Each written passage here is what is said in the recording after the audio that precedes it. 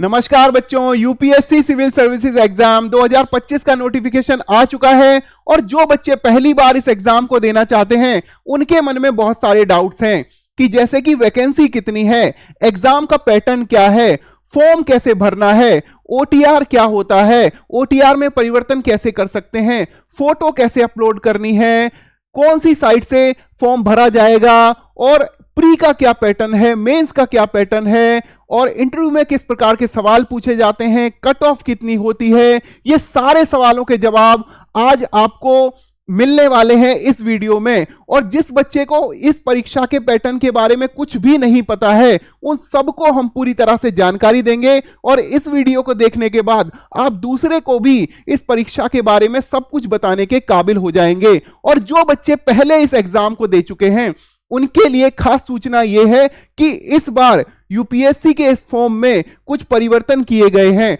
तो उन परिवर्तनों के बारे में भी जानना बहुत जरूरी है। तो चलिए जल्दी से स्टार्ट करते हैं और इस वीडियो को देखने के बाद आपको क्या क्या जानकारी मिलने वाली है। पहली बात, फॉर्म भरने की शुरुआत और अंतिम तिथि क्या है, कैसे अप्लाई कर सकते हैं, ओटीआर क्या है वह कैसे बनाया जाए, क्या ओटीआर में बदलाव संभव है, क्या फॉर्म भरने के बाद डिटेल्स बदली जा सकती है, फोटो कैसे अपलोड करनी है, किस प्रकार की अपलोड करनी है, फॉर्म भरने की फीस कितनी है, एलिजिबिलिटी क्राइटेरिया क्या है, किसने कितने अटेम्प्ट दिए जा सकते हैं, एग्जाम का पैटर्न क्या है और प्री और मेंस की कट ऑफ कितनी आती है। और इसके साथ में ही हम आपको यह भी बताएंगे कि जो भी बच्चा आज एग्जाम फॉर्म निकलने के बाद अगर तैयारी शुरू करता है तो वो कैसे तैयारी कर सकता है। हमने कमेंट में अपनी 4+4 रणनीति के बारे में बताया हुआ है कि 8 महीने या 7 महीने में कैसे एक बच्चा जिसने अभी तक कुछ नहीं पढ़ा है वो कैसे तैयारी कर सकता है। लेकिन डिस्क्लेमर है इसके साथ एक कि आपका स्कूल में और कॉलेज में जो आपने ग्रेजुएशन की है उस दौरान आपकी जो पढ़ाई आपने पूरी तन्मयता के साथ में और पूरे परिश्रम के साथ में की होनी चाहिए, तभी आप इस एग्जाम को देने के लिए सक्षम हो सकते हैं।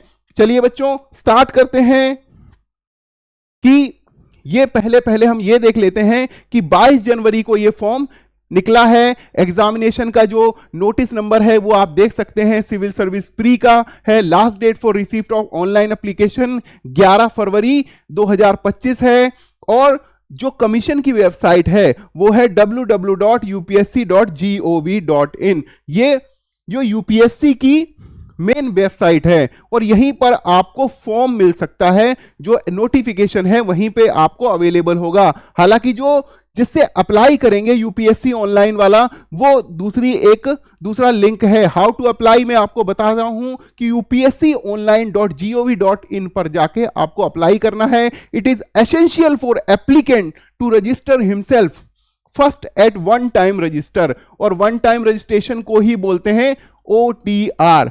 तो बच्चों इसमें क्या होता है कि आपकी जो मुख्य जानकारी होती है, आपकी जो स्टैटिक जानकारी होती है जो कि बदलने वाली नहीं होती है, जैसे कि आपका नाम, माता का नाम, पिता का नाम, 10वीं में आपके कितने मार्क्स आए, ग्रेजुएशन में कितने मार्क्स आए, तो जितनी भी स्टैटिक जानकारी है वो सभी इस वन टाइम रजिस्ट्रेशन में फिल की जाती हैं, जिन्हें आपको बदलने की आमतौर पर जरूरत नहीं पड़ती है। इससे यह होता है कि एक बार आप ओटीआर रजिस्ट्रेशन कर देते हैं तो यूपीएससी का कोई भी फॉर्म जब आप भरते हैं तो ये सारी डिटेल्स आपको रेडीमेड तैयार मिल जाती हैं। इसी को कहते हैं वन टाइम रजिस्ट्रेशन और इसको एक बार ही, only once in a lifetime, एक बार ही आपको ओटीआर करना होता है और आगे की सभी एप्लीकेशन में यही ओटीआर काम आता है।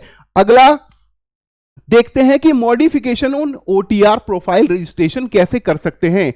इन case the candidate want to effect any change in his her OTR profile registration profile, it shall be allowed only once in a lifetime. केवल जीवन में एक बार ही आप ओटीआर में परिवर्तन कर सकते हैं, बार बार आपको ओटीआर में परिवर्तन करने की सुविधा नहीं मिलती है। तो ये अपने दिमाग में आप रख के ही इसको जब भी आप ओटीआर फॉर्म भरें तो बड़ी सावधानी के साथ भरना है। दूसरा, अगर आपको ओटीआर में कोई भी परिवर्तन करना है तो 11 फरवरी को जैसे ही एग्जाम के फॉर्म भरने की लास्ट डेट खत्म होती है तो उससे अगले हफ्ते यानी 12 तारीख से लेके 18 फरवरी 2025 तक ही आपके पास टाइम है ओटीआर में कोई भी परिवर्तन करने का, और यह भी केवल एक टाइम ही कर सकते हैं।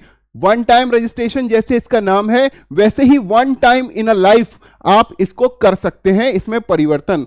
उसके बाद modification in application from other than OTR, और ओटीआर से इतर मतलब ओटीआर में जो रजिस्ट्रेशन डिटेल्स हैं उनके अलावा अगर कोई आपको परिवर्तन करना है तो उसके लिए भी आपको 12 तारीख से लेके 18 तारीख तक की यानी 12 फरवरी 2025 से लेके 18 फरवरी 2025 तक की आपको मॉडिफिकेशन विंडो दी जाएगी, और उसके बाद आप परिवर्तन नहीं कर सकते हैं। Last date for receipt of application मैंने आपको बता ही दिया 11 फरवरी 2025 है, और कब तक? शाम को 6 बजे तक। 6 बजे के बाद 11 फरवरी को 6 बजे के बाद आप अप्लाई नहीं कर सकते। The eligible candidate shall be issued an e admit card on the last working day of the preceding week of the date of examination. मान लीजिए कि आपका एग्जाम 7 तारीख को होने वाला है और 7 तारीख को पड़ रहा है संडे, तो 1 तारीख को जो ये हफ्ता शुरू हुआ है इससे पिछले हफ्ते में उसके लास्ट वर्किंग डे में यहां लिखा हुआ है the last working day of the preceding week of the date of examination, तो आपको 30 या 31 में ये ई एडमिट कार्ड अवेलेबल होगा। और कहां अवेलेबल होगा? यूपीएससी की वेबसाइट में www.upsconline.gov.in पर ही होगा। और ये एग्जाम आपको पता है कि one of the prestigious exam in India, मेरे को तो कहने में कोई भी मतलब परेशानी नहीं है कि it is the most prestigious exam in India. तो पेनल्टी फॉर रॉन्ग आंसर, इसमें पेनल्टी भी है क्योंकि इतना प्रेस्टिजियस एग्जाम है। आप कोई भी जो गलत उत्तर देते हैं उसके लिए आपको 1/3 जो है या 33% जो मार्क्स हैं वो आपके पेनल्टी के रूप में कट जाएंगे। 33 सही 1/3% यानी कि 1/3 आप मान लीजिए। उसके बाद instruction to respect of the uploading of photographs. देखिए बच्चों ये बहुत ही इंपॉर्टेंट बात है और इसको आप बिल्कुल भी असावधानी पूर्वक मत देखिए, इसको बहुत सावधानी से देखने की जरूरत है। The photograph uploaded by the candidate should not be more than 10 days old. 10 दिन पुरानी नहीं होनी चाहिए आपकी फोटो। 10 दिन पुरानी फोटो यदि है तो उसको आप हाल फिलहाल में ही खिंचवाकर और उस पर अपना क्या है नाम और डेट ऑफ द फोटोग्राफ अंकित जरूर करा लें। Ensure that the name of the candidate and the date on which the photograph was taken are clearly mentioned on the photograph. आपका नाम जो कि आपके 10th के सर्टिफिकेट पे लिखा है और जो आपका वास्तविक नाम है और जो आपने ओटीआर में भरा है वही यहां पर आपका नाम होना चाहिए, और वही जिस दिन आपने फोटोग्राफ खिंचवाया उस दिन आपका वो डेट लिखी होनी चाहिए। The candidate face should be occupy 3/4 of the space in the photograph. 3/4 हिस्सा जो फोटो में है, जो पासपोर्ट साइज फोटो आप खिंचवाएंगे उसमें आपका फेस दिखाई देना चाहिए। The candidate should ensure that their appearance must watch match with their photograph at the each stage of examination process, that is at time of preliminary, main and interview personality test. For instance, if a candidate uploads a bearded photograph, he must appear with the same look in the preliminary, in the main examination and the personality test. The candidate should reach the venue of the examination well in the time at least 30 minutes prior to the commencement of the e-session of examination. बच्चों इस बार क्या हुआ था कि कुछ बच्चे जो examination शुरू होने से 4-5 मिनट लेट पहुंचे थे, तो उन्हें जो सिक्योरिटी थी उन्होंने, क्योंकि मोस्ट प्रीसीजियस एग्जाम ऑफ इंडिया है ये, तो उन्होंने उन्हें अप्लाई आगे एग्जाम देने के लिए उनको अंदर नहीं आने दिया था और एग्जाम नहीं देने दिया था। तो इस वजह से बहुत सारी ऐसी घटनाएं हुई कि माता पिता भी परेशान हुए, बच्चे भी परेशान हुए और फोटोज भी मीडिया में वायरल हुई। तो ऐसा नहीं करना है, 30 मिनट बिफोर आपको एग्जाम शुरू होने से पहले पहुंचना ही है। और ये वो 30 मिनट हैं जब आपको एंट्री जब रिस्ट्रिक्ट की जाए उससे 30 मिनट पहले आपको पहुंचना है। तो बच्चों ये बहुत ध्यान देने वाली बात है। Preliminary examination of the civil services examination for the recruitment to the services and the post mentioned below will be held by the union public service commission on 25 May 2025। तो ये आपको बताया क्या है, इससे आपको पता चली डेट ऑफ एग्जामिनेशन क्या है। तो बच्चों डेट ऑफ एग्जामिनेशन है 25 मई 2025। तो कुल मिलाकर आपके पास कितने महीने बचे? अब आपके पास जनवरी से फरवरी, फरवरी से मार्च, मार्च से अप्रैल, अप्रैल से मई, केवल 4 महीने हैं। और 4 महीने में कैसे आपको प्री की तैयारी करनी है, साथ में मेंस की तैयारी कैसे करनी है, आप कमेंट सेक्शन में जाएंगे, पिंड कमेंट देखेंगे और वहां पर हमारी 4+4 रणनीति का हमने जो वीडियो डाला हुआ है और बहुत सारे लोगों ने इस रणनीति को अपनाया है, बहुत सारे लोग इससे सफल भी हुए हैं, इसीलिए इस वीडियो को बहुत ज्यादा पसंद भी किया गया है। आप वो वीडियो देख सकते हैं।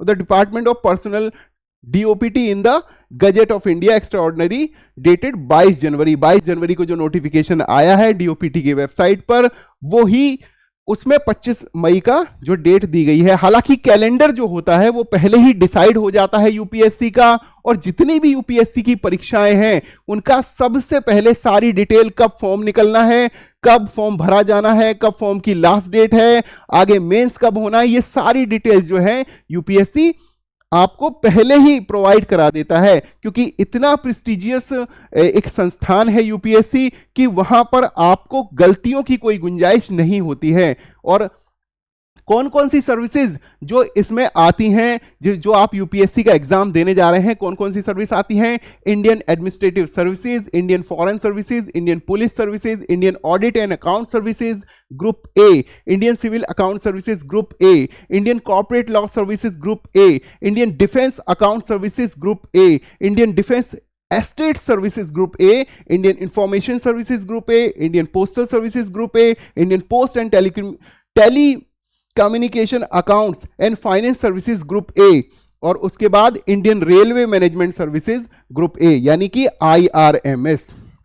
उसके बाद Indian railway management services personnel यानी IRPS, Indian railway management services account मतलब IRAS, Indian railway protection force मतलब IRPS, Indian revenue services custom and indirect taxes group A, Indian revenue services income tax group A, Indian trade services group A, grade 3 armed forces headquarter civil services group B, section officers grade A. मतलब इनमें grade B की जो section officers होते हैं इनमें वो post आती हैं। तो बच्चों ये इससे पहले जितनी भी थी वो सारी ग्रुप ए की सर्विसेज थी, मतलब क्लास 1 ऑफिसर की, और ये ग्रुप बी ऑफिसर की पोस्ट है। Delhi Andaman and Nicobar island, Lakshadweep, Daman and Diu, Dadra and Nagar Haveli civil services यानी इसको बोला जाता है डैनिक्स ग्रुप बी। उसके बाद Delhi Andaman Nicobar island, Lakshadweep, Daman Diu and Dadra and Nagar Haveli police services यानी डैनिप्स, ये भी ग्रुप बी में आती है। और उसके बाद भी Pondicherry civil services PONDICS group B, और Pondicherry police services PONDICS group B. तो ये सारी सर्विसेज जो हैं इनका ही सिलेक्शन होने वाला है इस यूपीएससी के एग्जाम से। तो बच्चों हमेशा क्या होता है कि ऊपर की 180 या 200 पोस्ट करीब जो होती हैं, 180 होती हैं, वो आईएएस को जाती हैं। तो इस बार हम चर्चा में कुछ सुन रहे थे कि 180 से शायद बढ़ाकर कुछ आईएएस की पोस्ट बढ़ाई जाए। तो हो सकता है अभी इसकी जो ब्यौरेवार जानकारी जो आएगी सभी वैकेंसीज की, तभी हमें वो पता चलेगा। उसके बाद the number of vacancies to be filled कितनी है? 979 है, जिसमें 38 वैकेंसी जो है reserve for the person with benchmark disability, जिसमें इन 38 में से 12 वैकेंसी कौन सी है? Candidate for the blindness and low vision, 7 vacancy for the deaf and hard of hearing, 10 vacancies for the locomotor disability including cerebral palsy, leprosy cured, dwarfism, acid attacked victims and muscular dystrophy. उसके बाद 9 vacancy for the multiple disability from amongst person under clauses A to C including deaf blindness. तो ये जो 38 vacancies जो इसमें include हैं उनका भी ब्यूरोवार सारी जानकारी दे दी गई है। ठीक है बच्चों, और हालांकि यूपीएससी के पास ही सिंगल अधिकार है इन वैकेंसीज में कुछ परिवर्तन अगर होता है तो उसका सारा अधिकार जो है वो यूपीएससी को ही है। प्लान ऑफ एग्जामिनेशन क्या है? प्लान ऑफ एग्जामिनेशन है the civil services examination will consist 2 successive stage. कौन कौन सा स्टेज है? एक तो प्री है, दूसरा मेंस है, और उसके बाद कौन सा है? उसके बाद आपका पर्सनल इंटरव्यू है, पर्सनैलिटी टेस्ट है। सिविल सर्विसेज का ये रहा प्री और ये रहा mains. Mains objective type pre होता है for the selection of the candidates for the mains examination. Civil services mains examination written और इंटरव्यू होता है for the selection of the candidates for the various services and post noted above, जो ऊपर जो post बताई गई हैं। तो a candidates who is willing to apply for the civil services shall be required to apply online. Online apply करना है। ठीक है बच्चों, यहां पर पूरी जानकारी बार बार दी गई है और सपोर्टेड डॉक्यूमेंट होने चाहिए। अगर जैसे कि आपका कास्ट सर्टिफिकेट आपको लगाना है, बर्थ की जानकारी आप दे रहे हैं, तो उसके लिए सपोर्टेड सारे डॉक्यूमेंट होने चाहिए, जैसे कि schedule caste, schedule tribe, OBC, EWS, PWD, PWBD, ex serviceman, ये सारी जो आपके पास जितनी भी आप किसी कैटेगरी के में लाभ ले रहे हो वो सारी जानकारी आपकी सपोर्टेड होनी चाहिए। किससे? डॉक्यूमेंट से सपोर्टेड होनी चाहिए। एज लिमिट का बता दिया गया है, अनरिजर्व कैटेगरी में 21 साल से लेके 32 साल की उम्र तक आपका एग्जाम दे सकते हैं, और आपकी एज कैलकुलेट करने की एक कट ऑफ डेट भी दी गई है, और वो कितनी है? 1 August 2025 will be the cut off date for your age calculation. The upper age limit prescribed above will be relaxable. अब मान लीजिए कि जो रिलैक्सेशन मिला है SC, ST, OBC, EWS category, जितनी भी कैटेगरी है उनमें किस प्रकार से रिलैक्सेशन है? Up to maximum of 5 years if they candidates belong to schedule caste और शेड्यूल्ड ट्राइब, मतलब 37 ईयर्स की एज तक शेड्यूल कास्ट और शेड्यूल ट्राइब हैं वो एग्जाम दे सकते हैं। 3 years ओबीसी में दे सकते हैं, मतलब 35 ईयर्स की उम्र तक दे सकते हैं, और maximum of 3 years in the case of defence services personal disabled in operation during hostility with any foreign country और in a disturbed area and release at the consequence. यहां भी 35 हो गया। तो बच्चों up to maximum 5 years in case of ex serviceman including commissioned officer and emergency commissioned officer, short service commission officer who have rendered at least 5 years military service as on 1 August 2025 तक, जिसकी 5 साल की सर्विस हो चुकी है। तो बच्चों ये सारे जो रिलैक्सेशन हैं वो डिफरेंट डिफरेंट कैटेगरीज में डिफरेंट जो एलिजिबिलिटी है उनके तहत दी गई हैं।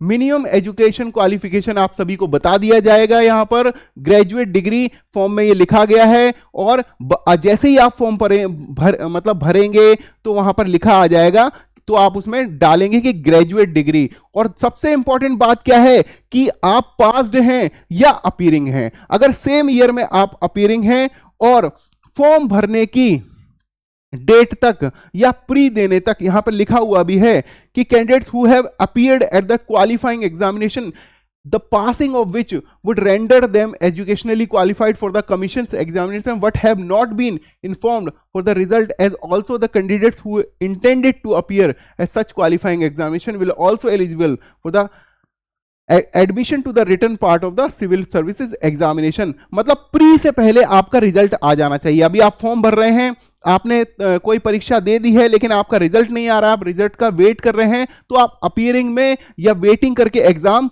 भर सकते हैं, उसकी कोई मनाही नहीं है। ऐसा कोई जरूरी नहीं है कि आपके पास पासिंग सर्टिफिकेट आ गया हो तभी आप एग्जाम भर सकते हैं, ऐसा कोई जरूरी नहीं है। अगर आपको फॉर्म भरना है और अभी आपका जो रिजल्ट है वो अवेटेड है तो भी आप फॉर्म भर सकते हैं, तो इसमें कोई दिक्कत वाली बात नहीं है। अब नंबर ऑफ अटेम्प्ट्स, ये महत्वपूर्ण जानकारी है कि कितने नंबर ऑफ अटेम्प्ट्स आप दे सकते हैं। तो आपको पता है कि एससी एसटी में 37 ईयर्स तक आप दे सकते हैं एग्जाम, और कितने अटेम्प्ट हैं? अनलिमिटेड अटेम्प्ट है। मतलब 21 साल की उम्र से आप शुरू करते हैं और 37 ईयर्स ऑफ एज तक आप अनलिमिटेड अटेम्प्ट दे सकते हैं। ओबीसी में 9 अटेम्प्ट्स दिए जा सकते हैं, और पर्सन विद बेंचमार्क डिसेबिलिटी में 9 अटेम्प्ट दिए जा सकते हैं, और अगर SC ST है तो वहां पर कितने, अनलिमिटेड अटेम्प्ट दिए जा सकते हैं। उसके बाद restriction on applying for the examination, a candidates who is appointed to the, देखिए बच्चों पहले ही से जो IFS या इंडियन एडमिनिस्ट्रेटिव सर्विस में, IAS या इंडियन फॉरेन सर्विसेज में बन चुका है, वो एग्जाम नहीं दे सकता है। और क्लियरली इस मतलब एप्लीकेशन में बता दिया गया है कि कौन एग्जाम दे सकता है, कौन नहीं दे सकता है। एक बच्चा जो अभी उसने एग्जाम दे रखा है, मेंस का एग्जाम दे दिया है, रिजल्ट नहीं आया है, तो फर्दर वो प्री का एग्जाम दे सकता है 2025 में। लेकिन अगर उसका रिजल्ट मेंस से पहले आ गया तो वो मेंस का एग्जाम नहीं दे सकता, अगर उसे कोई सर्विस एलोकेट हो चुकी है। और IPS के केस में दिया गया है कि अगर कोई पहले से ही इंडियन पुलिस सर्विसेज में है तो वो अपने डिटेल्ड एडमिशन फॉर्म में IPS नहीं भर सकता, IPS का ऑप्शन नहीं भरेगा। तो ये बहुत ही क्लियरली UPSC ने इसलिए डिसाइड किया है कि एक बच्चा जो पहले से ही किसी सर्विस में है, अगर वो सर्विस में दोबारा एग्जाम देता है और दोबारा क्वालिफाई कर लेता है, तो जो बच्चा अभी फ्रेश सिलेक्शन के लिए आना चाहता है, जिसके पास नौकरी नहीं है, तो उसका हक ना मारा जाए, इसलिए UPSC ने ये एक बहुत अच्छा प्रावधान किया है। और मतलब बहुत ही एक अच्छा कदम UPSC के द्वारा उठाया गया है, और हम सभी को इसकी प्रशंसा करनी चाहिए कि हाँ UPSC कुछ, देखिए वन ऑफ द प्रेस्टिजियस अगर हमारे देश का ऑर्गेनाइजेशन है UPSC, तो निश्चित रूप से वो अपनी जो जिसे कहते हैं कि सम्मान को ध्यान में रखते हुए हमेशा इस प्रकार का काम करते हैं कि कोई भी गलती, कोई भी चूक ना रह जाए। इसीलिए UPSC का जो एग्जाम है बच्चे देते हैं, और सारा जो प्रोसेस होता है वो पूरी तरह से स्मूथली वो प्रोसेस किया जाता है, और पूरे न्याय संगत और पूरे तर्क संगत तरीके से एग्जामिनेशन कंडक्ट कराई जाती है UPSC के द्वारा। मेडिकल एंड फिजिकल स्टैंडर्ड आपको बता दिए गए हैं, appendix 3 of the rules of the examination published in the gazette of Indian extraordinary dated 22 जनवरी को ही गजट में नोटिफाई कर दिए गए हैं कि मेडिकल स्टैंडर्ड क्या होने चाहिए। उसके ऊपर भी हम एक वीडियो बनाएंगे। और बच्चों ये जो है डिटेल्ड जानकारी आपको इसलिए दी जा रही है कि आप फॉर्म कैसे भरें सबसे पहले, और फॉर्म भरने की जब आप फॉर्म भरेंगे, ये तो सारी जानकारी आपको दे रहे हैं, जब फॉर्म आप भरेंगे तो उसके लिए भी हम एक डिटेल्ड वीडियो आपको बना देंगे, और ये शायद कल शाम से पहले हम डाल देंगे। उसके बाद फी क्या है, 100 रुपीज फीस है, और except SC ST person with benchmark disability candidate से फीस नहीं ली जाएगी, उनको एग्जेम्प्ट किया गया है। बाकी सभी बच्चे जो UR कैटेगरी में हैं, OBC में हैं, सबसे 100 रुपीज की फीस है। EWS कैटेगरी में भी। How to apply, candidates are required to apply online by using the website upsconline.gov.in, upsconline.gov.in से करना है। अगर आप पहली बार एग्जामिनेशन में अप्लाई कर रहे हैं तो आपको 1 टाइम रजिस्ट्रेशन करना पड़ेगा, और 1 टाइम रजिस्ट्रेशन करने के बाद ही आप प्रोसीड कर सकते हैं, क्योंकि एक बार आपने जो जानकारी भर दी OTR में, तो आपको रेडीमेड जानकारियां अवेलेबल हो जाएंगी जब भी आप नेक्स्ट स्टेज में जाएंगे, पार्ट 1 पार्ट 2 भरेंगे। मॉडिफिकेशन इन OTR प्रोफाइल मैंने आपको बता दिया है कि टिल एक्सपायरी ऑफ 7 डेज, जैसे ही एग्जाम की लास्ट डेट फॉर्म भरने की खत्म होती है, अगले 7 दिन मतलब 12 फरवरी से लेकर 18 फरवरी 2025 तक आप मॉडिफिकेशन कर सकते हैं, चाहे OTR में करना चाहें या OTR से इतर किसी डिटेल में करना चाहें, लेकिन यही 7 दिन हैं। और OTR में आप लाइफ टाइम में केवल एक ही मॉडिफिकेशन कर पाएंगे, और 18 फरवरी उसकी लास्ट डेट है। यहां भी 12 फरवरी से 18 फरवरी जो है modification in application form other than OTR profile registration. अगर OTR से रजिस्ट्रेशन से इतर कोई आपको, उसके अलावा कोई आपको मॉडिफिकेशन करना है, तो वो भी आप 18 फरवरी के बाद नहीं कर पाएंगे, 18 फरवरी तक ही कर पाएंगे। ठीक है। और जो भी बच्चे, all candidates whether already in government services, government on industrial undertakings or other similar organization or in private employment should submit their application direct to the commission, उनको डायरेक्ट कमीशन में देनी है। Person already in government service whether in a permanent or temporary capacity or as work charge employees other than casual or daily rated employees or those serving under the public enterprise are however required to submit an undertaking that they have informed in writing to their head of official department।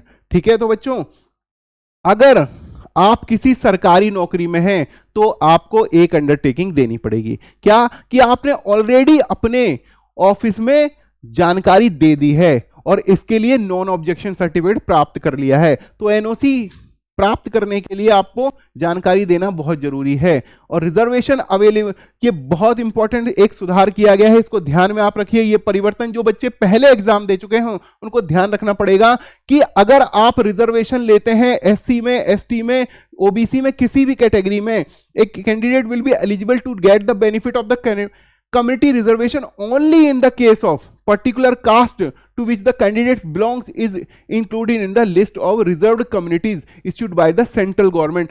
तो जो आप बार बार ये खबरें सुन रहे थे कि central government का caste certificate चाहिएगा, सेंट्रल गवर्नमेंट का, तो ये बच्चों इसमें यह परिवर्तन है कि जो भी जो कम्युनिटी है वो सेंट्रल गवर्नमेंट की लिस्ट में नोटिफाई की गई हैं कि हाँ इस कास्ट के व्यक्ति को इस कम्युनिटी का रिजर्वेशन मिलेगा, वो सेंट्रल गवर्नमेंट की कम्युनिटी की जो लिस्ट है वो प्रोवाइड की गई, उसी में ही वो जानकारी होनी चाहिए, तब जाके, मतलब सेंटर की लिस्ट में वो जानकारी होनी चाहिए, वो कम्युनिटी वो कास्ट उस कम्युनिटी में आनी चाहिए, तभी आपको रिजर्वेशन का फायदा मिलेगा। तो ये बहुत ही जरूरी सुधार किया गया है और ये बहुत जरूरी ही सूचना है, इसको आपको बिल्कुल ध्यान में रखना है। और OBC candidate applying in the CSC 2025 में 2021, 22, 2022, 23 एंड 2023, तो जो नॉन क्रीमी लेयर का सर्टिफिकेट बनाएंगे वो फाइनेंशियल ईयर का बनाएंगे, इन 3 का, and issued government strives to have workforce which reflects gender. अच्छा, ये दूसरी लाइन हो गई। आपको इन 3 जो फाइनेंशियल ईयर हैं उनकी इनकम पे बेस्ड आपका क्या बनवाना पड़ेगा, वो इकोनॉमिकल वीकर सेक्शन जो नॉन क्रीमी लेयर का सर्टिफिकेट बनवाना पड़ेगा। देखिए ओबीसी में नॉन क्रीमी लेयर होती है, नॉन क्रीमी लेयर मतलब जो क्रीमी लेयर में नहीं आते हैं उनका एक क्या देना पड़ता है, इनकम का सर्टिफिकेट देना पड़ता है। सरकार ने इस बार ये लाइन लिखी है, government strives to have workforce which reflects gender balance and women candidate, मतलब सरकार चाहती है कि जो बच्चियों को भी फॉर्म भरने के लिए सरकार उत्साहित करना चाहती है ताकि जेंडर बैलेंस बना रहे सरकारी सेवाओं में। तो एक बहुत ही अच्छी लाइन ये लिखी हुई है, ठीक है बच्चों। लेकिन जो भी ये सर्टिफिकेट होना चाहिए, इनकम्स का सर्टिफिकेट होना चाहिए, ये 11 फरवरी मतलब लास्ट डेट ऑफ एप्लीकेशन, जो फॉर्म है वो भरे जाने के लास्ट डेट से पहले का होना चाहिए, बाद का नहीं होना चाहिए। और इकोनॉमिकल वीकर सेक्शन में भी यही है कि अगर उनकी कोई भी असेट सर्टिफिकेट है वो 11 फरवरी जो एग्जाम भरने की लास्ट डेट है फॉर्म भरने की, उसके बाद का नहीं होना चाहिए, अन्यथा उनको एलिजिबल नहीं समझा जाएगा। Candidate seeking the reservation benefit available to SC, ST, OBC, EWS and person with benchmark disability ex serviceman must ensure that they are entitled to such reservation relaxation as per the eligibility prescribed the rule, मतलब जो भी बच्चे SC, ST, OBC, ex serviceman या person with benchmark disability का जो reservation का लाभ ले रहे हैं उनको ये इंश्योर कर लेना चाहिए कि वो सभी कैंडिडेट्स, सभी जो एलिजिबिलिटी हैं उनको पूरा कर रहे हों। The closing date fixed on the receipt of online application form for the civil examination will be treated as the date of determining the OBC status.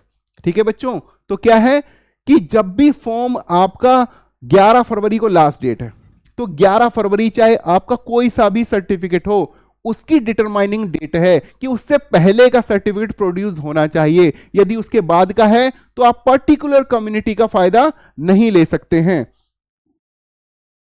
Plan of examination क्या है, पैटर्न क्या है, देखिए आपका प्री होना है, mains होना है।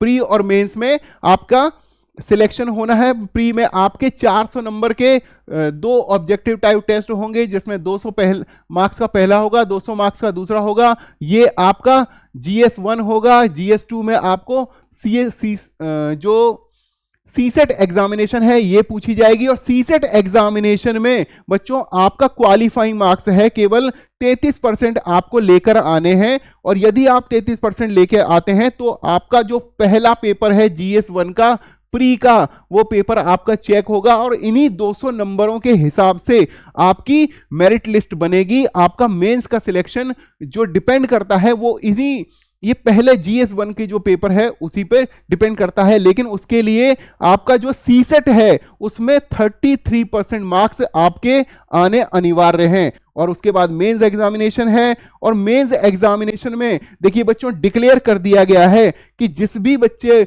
जो भी डिक्लेयर किया जाएगा, क्वालिफाई किया जाएगा, उसको कितना बुलाया जाएगा, 12 to 13 times of the total approximate number of the vacancy to be filled in the year through this examination.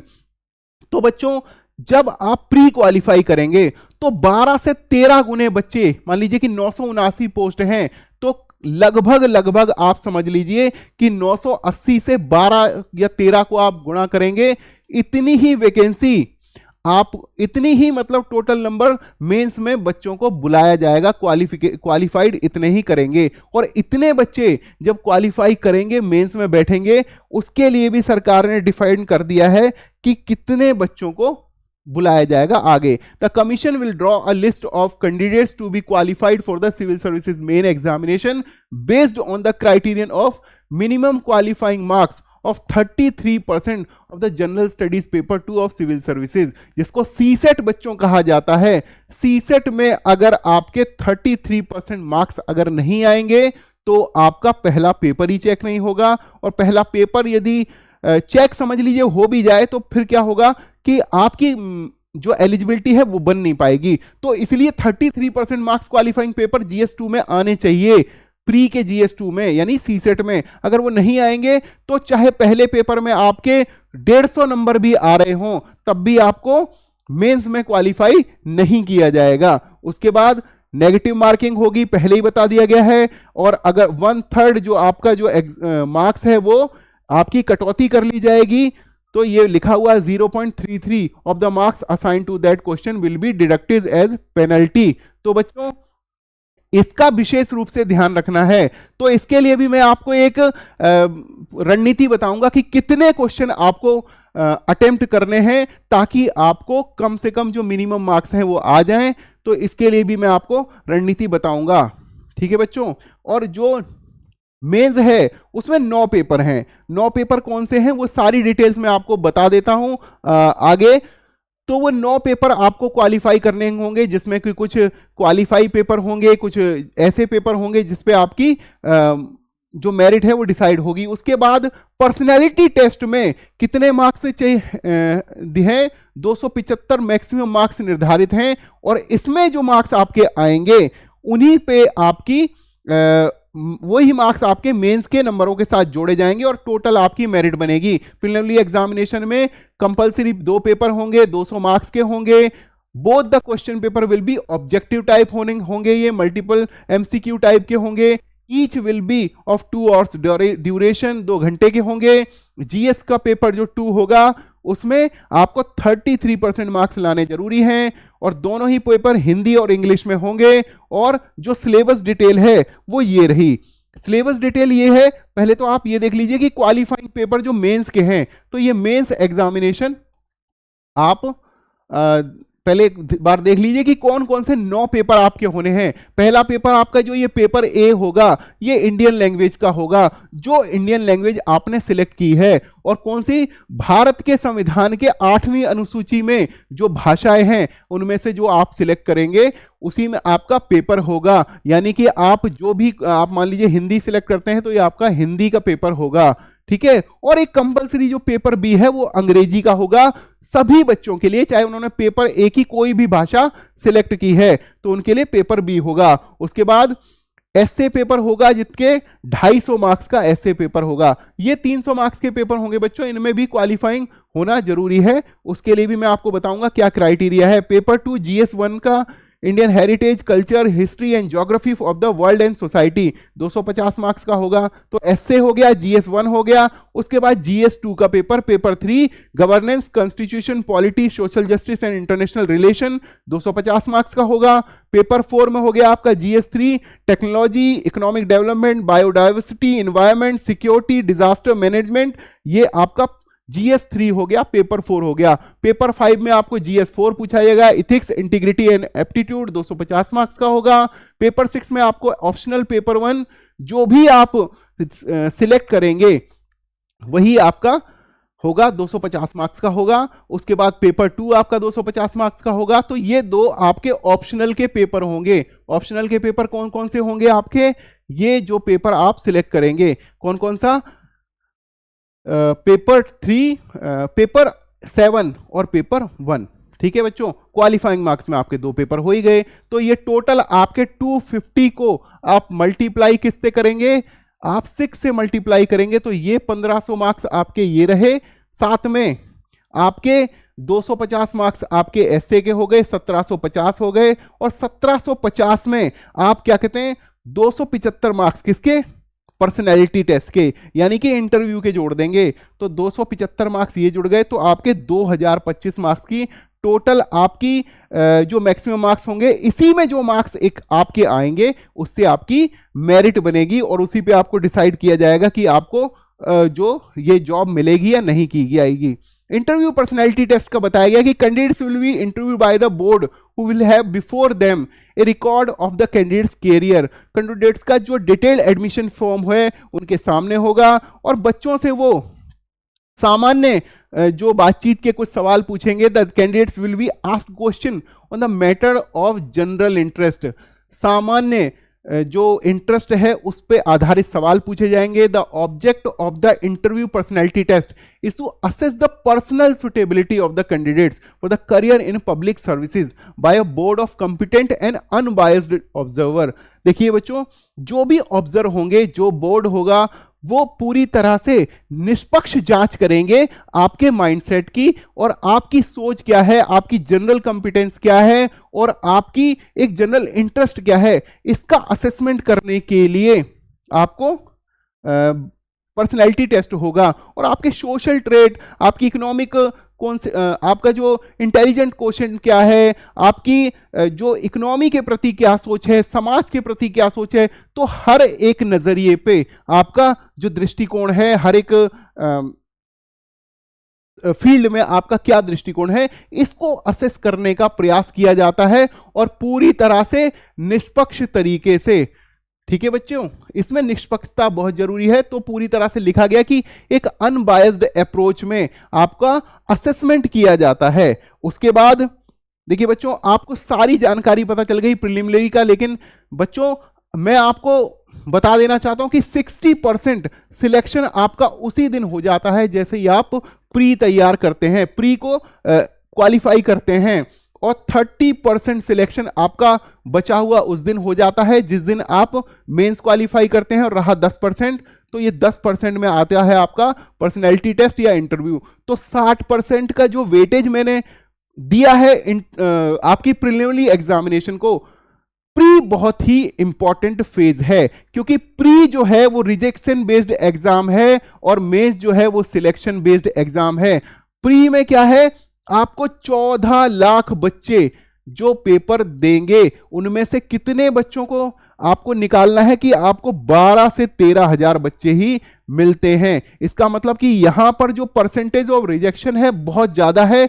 इसीलिए सबसे कठिन जो चरण मैं मानता हूं वो प्री का ही मानता हूं। प्री का सिलेबस आप देख लीजिए, current event of national and international importance, history of India and Indian national movement, in history and world geography, physical social economic geography of India and world, Indian polity and governance, constitution, political system, Panchayati Raj, public policy, right issues, economic and social development, sustainable development, poverty inclusion, demographic, social sector. तो ये सारे जो syllabus दिया गया है, ये देखिए आपका करंट इवेंट का हो गया, इंटरनेशनल और इंडियन का हिस्ट्री हो गई, ज्योग्राफी हो गई, पॉलिटी हो गई, गवर्नेंस हो गई, इकोनॉमी हो गई, और साथ में सोशल इश्यूज हो गए, और एनवायरनमेंट हो गया, और जनरल साइंस हो गया।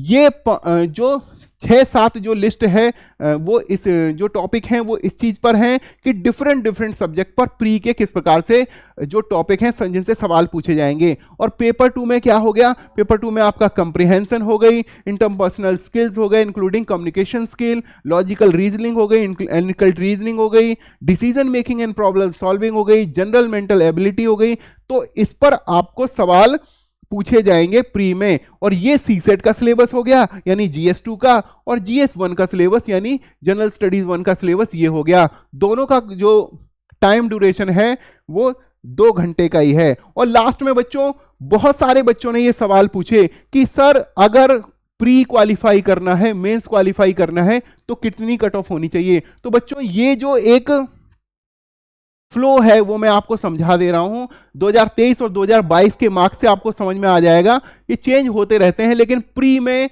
आप देख लीजिए कि यहां जनरल में 75.41 की कट ऑफ है, ईडब्ल्यूएस में 68 की कट ऑफ है, ओबीसी में 74.75 की कट ऑफ है, एससी में 59.25 की कट ऑफ है, एसटी में 47.82 की कट ऑफ है। उसके बाद पर्सन विद बेंचमार्क डिसेबिलिटी में 1 2 3 4 5 जो कैटेगरी हैं वो उनका है। सीएस जो सिविल सर्विस का मेन है यहाँ 741, 706, 712, 694, 692, 673 और अलग अलग कैटेगरीज में ये जो आपकी कट ऑफ डेट है, कट ऑफ का जो नंबर है। अब आप देख लीजिए कि 2022 में और 2023 में ही क्या परिवर्तन आ गया। यहां पर 88 थी, यहां पर ईडब्ल्यूएस की 82 थी। 88 से बच्चों यहां 75.41 आ गया, 748 से 741 आ गया, 715 706 आ गया। तो मोर और लेस आप ये समझ लीजिए कि जनरल कैंडिडेट अगर आप हैं तो आपके 100 मार्क्स आप मान के चलिए, 50 क्वेश्चन आपके प्री में अगर सही हैं, सिक्योर हैं आप, और अगर आपके 750 प्लस नंबर अगर आपके मेंस में आ रहे हैं तो भी आप सिक्योर हैं।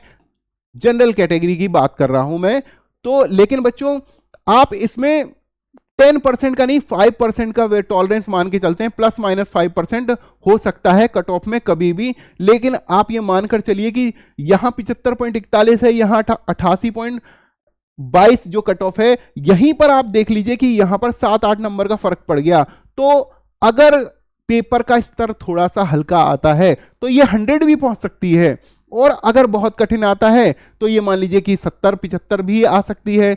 तो इसलिए बच्चों आपको प्रिपेयर होना है कि 50 क्वेश्चन आपके किसी तरह से समहाउ प्री में सही हो जाएं। उसके लिए भी हमने आपका एक वीडियो बनाया है। तो बच्चों आज की क्लास में केवल इतना ही। कमेंट में आप कमेंट करके हमें बताइए, अगर कोई भी जानकारी अगर आपको कंफ्यूजन है तो उसके बारे में हमें जरूर बताइए। तब तक के लिए आप सभी को नमस्कार, जय हिंद, जय भारत।